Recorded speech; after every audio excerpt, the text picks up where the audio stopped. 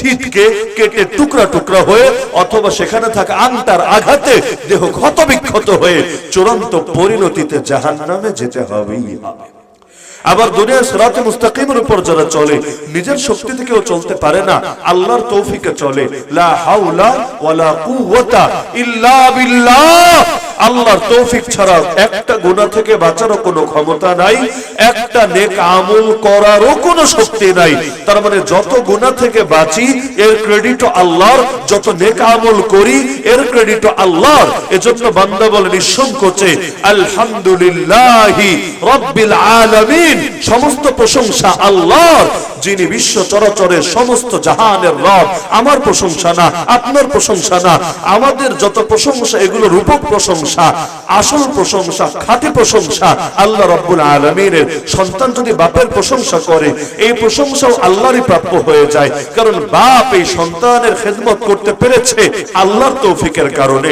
তো গোটা দুনিয়ার মধ্যে যা কিছু আছে, সহজ উদাহরণ দিলে বুঝবেন, যদি আপনি কোনো ছবির প্রশংসা করেন, কেউ সুন্দর একটা ছবি এঁকেছে, মনে করেন চাঁদের ছবি, গাছের ছবি, ফুলের ছবি, আপনি ছবির প্রশংসা যদি করেন, অটোমেটিক যে ছবিটা এঁকেছে প্রশংসা কিন্তু তার দিকেই চলে যায়, যদিও তার নাম আপনি বলেন নাই। এটাই বাস্তবতা কি? তো এখন গোটা জমিনে যা কিছু হয় সব করেন কে? তিনি ছাড়া আর কোনো কর্তা আছে নাকি? ভাই আওয়াজটা নাকি বুক ব্যথা করে, আওয়াজটা বন্ধ করেন। তো জমিনের মধ্যে সবকিছু করেন কে? আল্লাহ। তো আল্লাহ যদি করেন, তাহলে জগতে যত মানুষের প্রশংসা করে, ওই সব প্রশংসা অটোমেটিক কার দিকে ফেরে? আল্লাহর দিকে। এজন্যই আলহামদুলিল্লাহি রাব্বিল আলামিন কোরআন তেলাওয়াত শুরু করেন আয়াত দিয়ে, সমস্ত প্রশংসা আল্লাহর। তো এই যে সিরাতে মুস্তাকিমের উপর বান্দা চলবে, কারো ক্ষমতা নাই নিজের শক্তিতে চলবে, এমনকি কারো এই ক্ষমতাও নাই সে তার শক্তি অন্য কারো মধ্যে ট্রান্সফার করবে। যেমন আল্লাহর রাসূল, তিনি তো সিরাতে মুস্তাকিমের উপর চলেছেন এবং গোটা বিশ্ব মানবতাকে দাওয়াতও দিয়ে গেছেন, কিন্তু তার আপন চাচা খাজা আবু তালেবকে ট্রান্সফার করে হেদায়েতটা তার সিনার মধ্যে ঢুকিয়ে অটো তাকে জান্নাতের পথে আনতে পেরেছেন। এমনকি আল্লাহ নিজে বলে দিয়েছেন, নবী শোনো, ইন্নাকা লা তাহদি মান আহবাবতা, তুমি যাকে ভালোবাসো চাইলেই তাকে হেদায়েত দিতে পারবা না, ওয়ালাকিন্নাল্লাহ ইয়াহদি মান ইয়াশা, হেদায়েত তো আল্লাহ দেন যাকে চান, একমাত্র তাকেই দেন। আল্লাহ চাইলে আফ্রিকার বেলালকেও হেদায়েত দিতে পারে, পারস্যের সালমানকেও আসমানের তারকা বানিয়ে দিতে পারে, আবার আল্লাহ চাইলে নবীর আপন চাচাকেও গোমরা বানিয়ে দিতে পারে। নূহ আলাইহিস সালামের পুত্রকে দেখেন, স্ত্রীকে দেখেন, লূত আলাইহিস সালামের বউরে দেখেন, ইব্রাহিম আলাইহিস সালামের বাবারে দেখেন, অবস্থাটা কি? রক্তের আত্মীয় হওয়ার পর বাঁচতে পারে নাই আল্লাহর আযাব থেকে।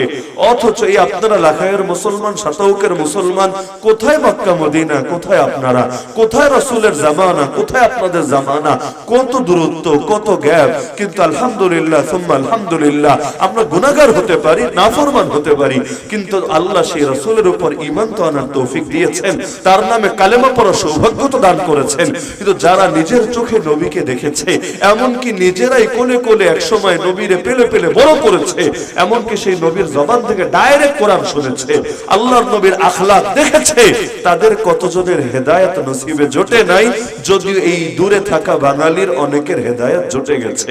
তার মানে হেদায়েত কার হাতে? আল্লাহর হাতে। তো সিরাতে মুস্তাকিমের উপর কেউ নিজের শক্তিতে চলতে পারে না, চলতে পারে আল্লাহর দেওয়া নূরের ভিত্তিতে। এজন্য আল্লাহ রাসূল আল্লাহর কাছে নূরের দোয়া করতেন। কিভাবে? আয় আল্লাহ, আপনি আমার রক্তে নূর দেন, গোশতে নূর দেন, হাড্ডিতে নূর দেন। আয় আল্লাহ, আপনি আমার দেহে নূর দেন, আমার সামনে নূর দেন, আমার পেছনে নূর দেন, আমার ডানে নূর দেন, আমার বামে নূর দেন, আমার উপরে নূর দেন, আমার নিচে নূর দেন। আয় আল্লাহ, আপনি আমার দিলের মধ্যে নূর দেন। বলতে বলতে ওয়াজআল লি নূরা ওয়াজআলনি নূরা, আল্লাহ আমার জন্য নূর বানায় দেন, আল্লাহ আমাকেই নূর বানায় দেন। এজন্য দেখেন না, আল্লাহর রাসূলের দুই কন্যাকে বিয়ে করেছেন যিনি, ওসমান রাদিয়াল্লাহু আনহু, কি বলে তারে? যুন নূরাইন, একটা না, দুইটা নূরের অধিকারী। তো আল্লাহ তাআলা আল্লাহর কাছে তিনি নূর কেন চেয়েছেন? নূর তো এজন্যই চেয়েছেন কারণ যার নূর যত বেশি হবে হেদায়েতের উপর সে তত বেশি চলতে পারবে। এই নূর কেউ নিজের শক্তিতে অর্জন করতে পারে না, আল্লাহ তাআলার দেওয়া শক্তিতে অর্জন করতে পারে। আল্লাহু ওয়ালিয়ুল্লাযীনা আমানু ইখরিজুহুম মিনাজ যুলুমাতি ইলান নূর। কোরআন বলছে আল্লাহ মুমিনদের বন্ধু, আল্লাহ মুমিনদেরকে জাহেলিয়াতের, পাপের, গুনাহের, শিরকের, বেদাতের অন্ধকার থেকে বের করে ঈমানের নূরের পথে নিয়ে আসেন। কেউ অন্ধকার থেকে নূরের পথে নিজে আসতে পারে না, আল্লাহই আনেন। আল্লাহ মুমিনদেরকে এভাবে নূরের পথে এনে নূরানি বানিয়ে দেন। এমন কিয়ামতের দিন পুলসিরাত তো টানিয়ে দেওয়া হবে কোথায় আপনারা জানেন? জাহান্নামের উপরে দিয়ে। নিচে হলো জাহান্নাম, এক পাশে হলো হাসরের মাঠ, আর ওই পাশে হলো জান্নাত, মাঝখানে হলো পুলসিরাত। ওয়া ইন মিনকুম ইল্লা ওয়ারিদুহা কানা আলা রাব্বিকা হাতমান মাকদিয়া। কোরআন বলছে তোমাদের মধ্যে এমন কেউ নাই যাকে এই পুলসিরাত অতিক্রম করতে হবে না, এটা তোমার রবের পক্ষ থেকে চূড়ান্ত সিদ্ধান্ত। তো এখন সেই জাহান্নামের উপর দিয়ে মানুষ যখন যেতে থাকবে, যে পুলসিরাত হবে চুলের চাইতেও চিকন, তরবারির চাইতেও ধারালো। এখানে শেষ না, পাশে বড় বড় আংটা থাকবে, একের পর এক সাপ যেভাবে ছোবল দেয় এভাবে আঘাত করতেই থাকবে। প্রত্যেকে তার গুনাহ পরিমাণ সে আঘাতে আক্রান্ত হবে। কারো যদি গুনাহ মোটেও না থাকে, একটা আঘাত তার গায়ে লাগবে না। যদি কিছু গুনাহ থাকে তাহলে আঘাতে দেহ ক্ষত বিক্ষত হবে, গা থেকে রক্ত ঝরতে থাকবে। মনে করেন কাঁটাদার একটা বৃক্ষ সম্বলিত বাগান, এমন একটা বাগান যেই বাগানে যত গাছ আছে সব গাছে কাঁটা আর কাঁটা আর কাঁটা। ধরেন লেবু বাগানে ধরেন সাধারণ কাঁটাই, পেছন থেকে কেউ আপনাকে দৌড়ানি দিয়েছে যে আপনাকে ধরে ফেললে জানে মেরে ফেলবে, আপনি প্রাণ বাঁচানোর জন্য ভো করে দৌড় লাগিয়েছেন।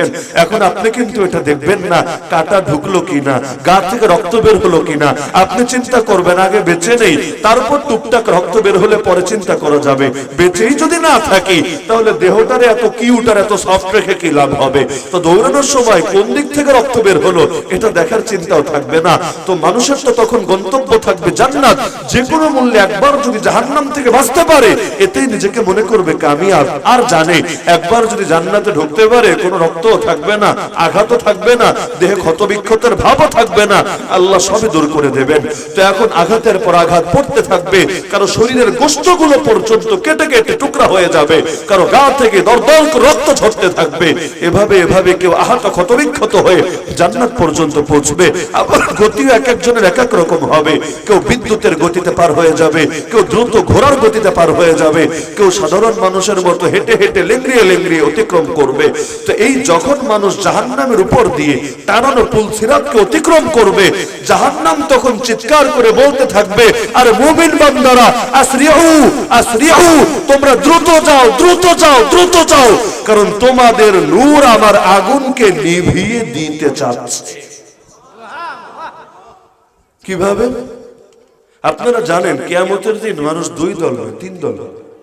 একদল জাহান্নামী, একদল জান্নাতি, মাঝামাঝি একটা দল আছে আসহাবুল আরাফ, যারা এমন একটা জায়গায় থাকবে যে জান্নাতিও না জাহান্নামীও না, মাঝামাঝি। যদিও চূড়ান্ত পরিণতিতে তারা জান্নাতি, একজনও জাহান্নামী না। তাদের ভেতর ঈমান আছে, কোনো বেঈমান আরাফে যাবে না, ঈমানদার, তবে নূর নাই, নূর। এখন অন্ধকার। এখন নূর ছাড়া চলবে কিভাবে এর উপর দিয়ে? চাঁদের আলো, সূর্যের আলো, কারেন্টের আলো, ফ্ল্যাশ লাইটের আলো, টর্চ লাইটের আলো না, আলো তো একটাই, সে আলো হলো ঈমানের আলো, দ্বীনের আলো, রবের পক্ষ থেকে দেওয়া আলো।